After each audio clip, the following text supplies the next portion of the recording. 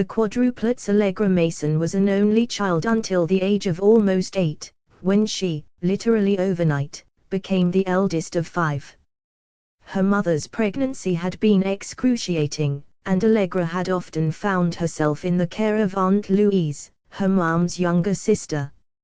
Allie's father prioritized being there for his wife and the babies, a trend that continued after the quads were born. Mirabelle, Thomas, Henry, and Rosanna. "You must be so excited," Allie, her best friend, Leah, had gushed. "I mean, 4 babies, wow. I can't wait to see them all." Allegra had mixed feelings. Sure, she was excited, and she actually enjoyed helping out.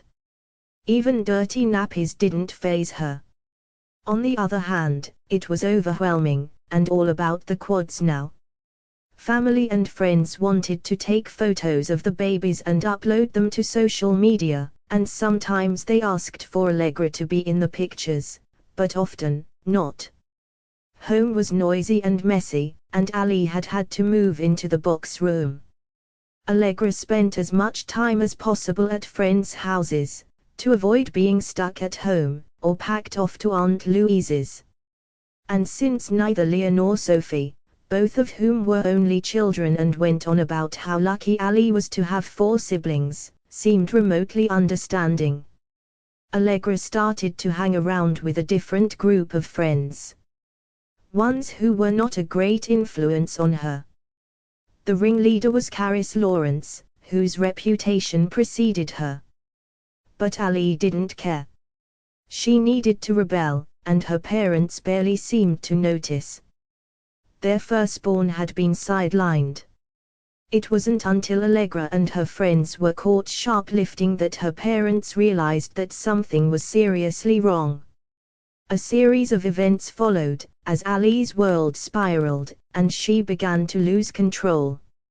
As the quads grew up, Allegra began to bond with them more, but her parents both resented that their eldest daughter needed more than they now had to give.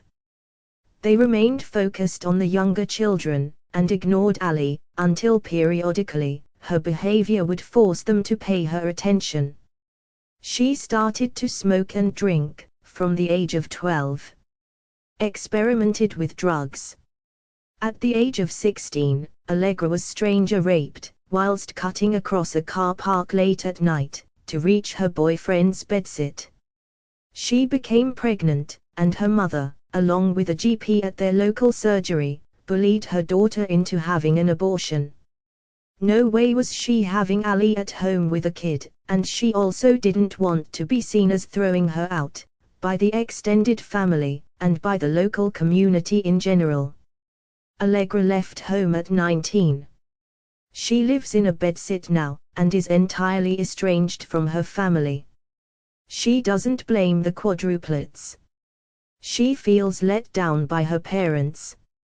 Aunt Louise, along with the rest of the extended family, refuses to talk to Allie.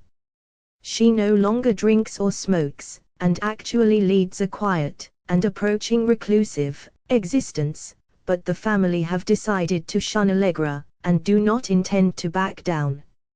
If anyone asks, Allie simply has her own life, and no one ever pushes them to expand upon this, or justify their cruel treatment of the girl.